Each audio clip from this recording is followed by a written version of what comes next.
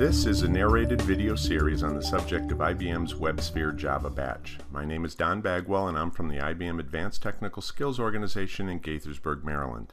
This is part 4 of the series. In this part we provide a closer look at how IBM WebSphere Java Batch takes advantage of the zOS platform. To answer the question why WebSphere Java Batch on zOS, we must first look at why zOS. That's because the why Java Batch on zOS is really an extension of the why zOS answer. Imagine WebSphere Java Batch on System Z and zOS as a kind of layered architecture. At the top is your Java Batch application and it runs in WebSphere Java Batch. Below that will be WebSphere Application Server for zOS, the zOS operating system, Parallel Sysplex, and finally the System Z hardware.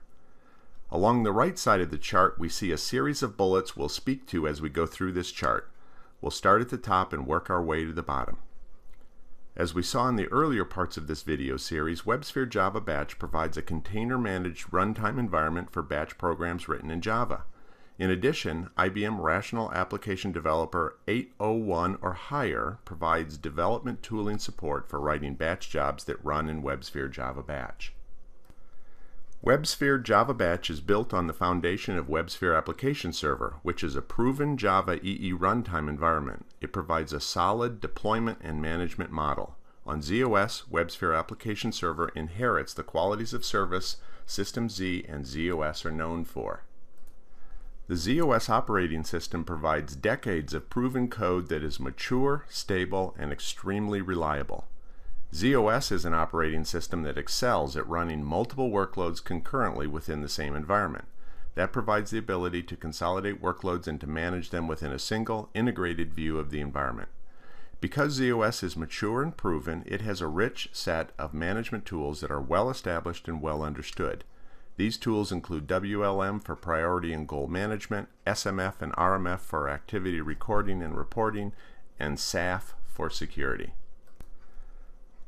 Under that is Parallel Sysplex, which provides the ability to cluster multiple instances of zOS operating systems in a shared data model. This eliminates the single point of failure a single instance of zOS would represent.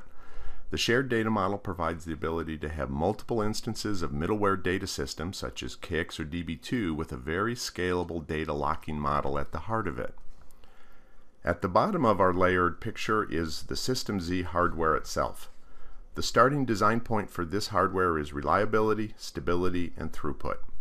With specialty engines such as Zip, Zap, and Zap on Zip, you have the ability to improve the cost model of the platform by offloading work to processors not counted in licensing models. The overall message here is that this layered architecture provides benefits at each layer, with benefits from lower down bubbling up to the higher layers. At the top of this picture is your Java Batch application. It receives the overall benefit of all the layers below it. To get the most out of your Java Batch environment, you may wish to scale the processing up. How is this done on System Z and zOS? Let's take a look. We'll see 5 elements of scalability represented on this chart. The first scaling factor is vertical, supported by WebSphere zOS and its multiple servant JVM model. This provides you the ability to cluster vertically and provide more JVM worker resources for your Java Batch applications. This is supported by the second numbered block, which represents the ability to dynamically allocate additional processing resources to the logical partition on which WebSphere Java Batch is running.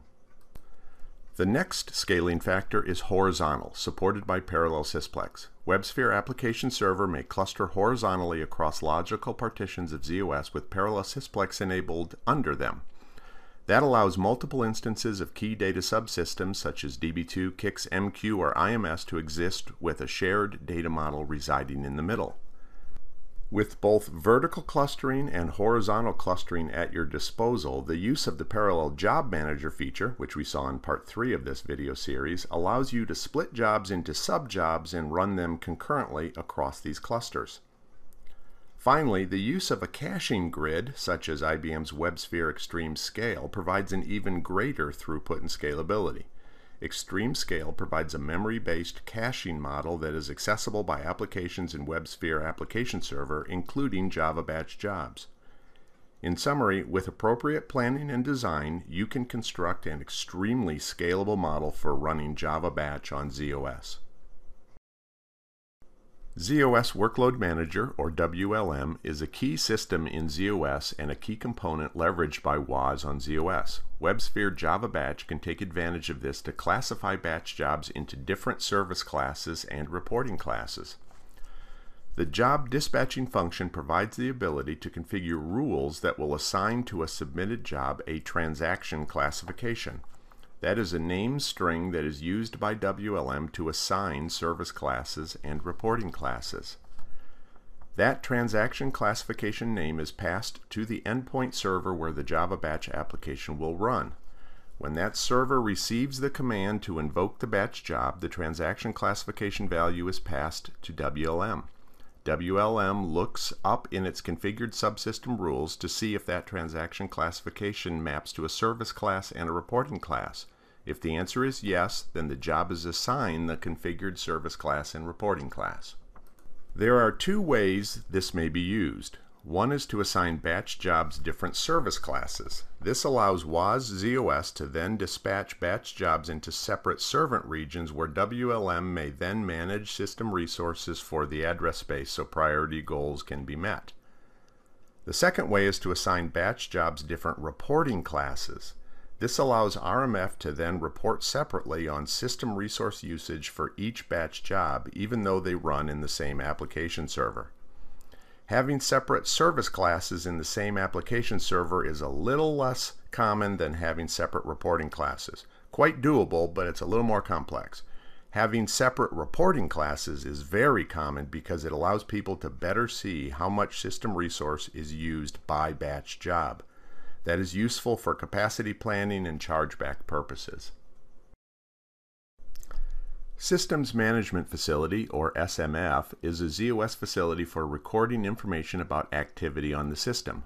WAS zOS has its own SMF record called the 120 subtype 9 record.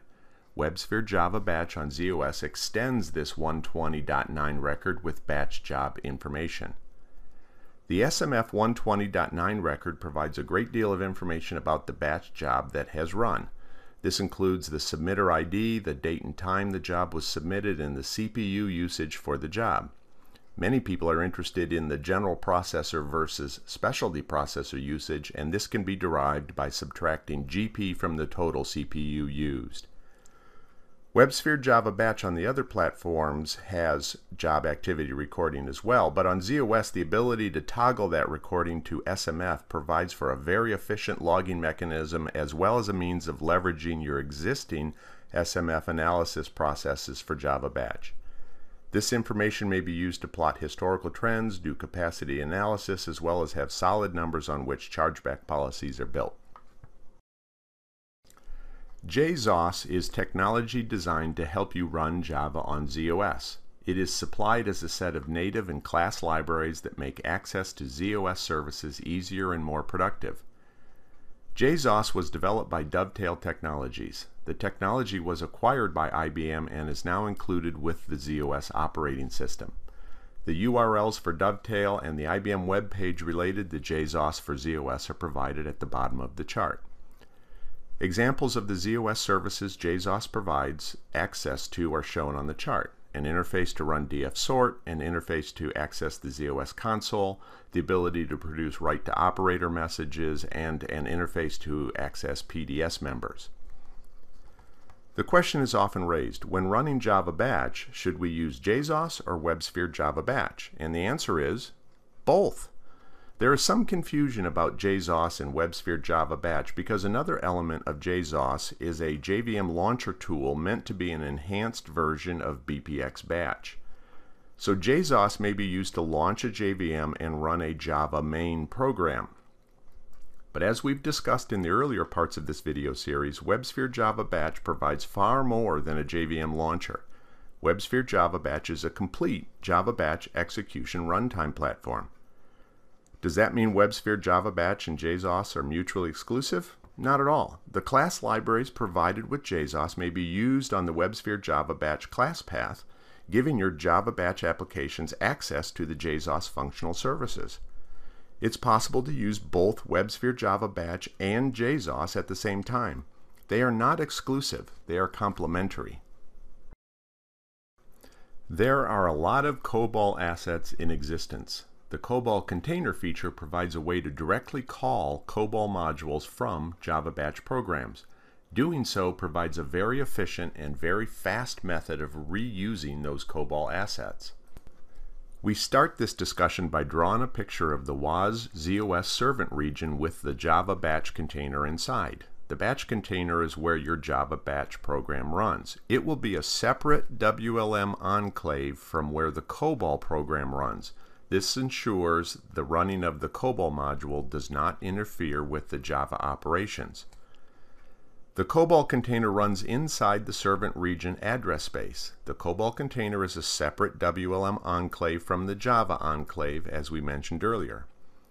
The COBOL modules, in compiled DLL format, are made accessible to the WAS zOS environment with either a libpath update or a steplib update, depending on where you store the COBOL DLLs. Along with the created COBOL container is a set of code that is loaded that serves as the bridge or glue between the Java environment and the COBOL environment. Finally, you may wonder what makes the COBOL container come into existence. It is created by invoking a supplied class and method from the Java Batch application. The COBOL container will exist until torn down by the application or the batch job step ends. The Java used to create the COBOL container is relatively simple. The Java needed to call the COBOL module is a bit more complex, however, and the Java needed to marshal the data parameters over and back is even more complex. To make that process easier, there is a supplied utility called the call stub generator. It operates inside IBM Rational Application Developer 7.5 or higher. It takes the COBOL source code and from that generates call stub and data binding code. That makes calling the COBOL modules and passing parameters much easier. In addition to calling the COBOL module, it is also possible to pass from Java to COBOL a JDBC Type 2 connection for the COBOL to use. It must be Type 2 so transactional integrity can be maintained. Transaction coordination on zOS is provided with RRS. The objective of this feature is to make reuse of COBOL assets easier and to provide a very efficient means of calling those COBOL modules. As a reminder, the WP101783 document at ibm.com/support/techdocs has a wealth of information related to WebSphere Java Batch, including a set of 2-page technical brochures, the presentation on which this video was built, as well as a more detailed technical white paper. That is the end of part 4 of this series.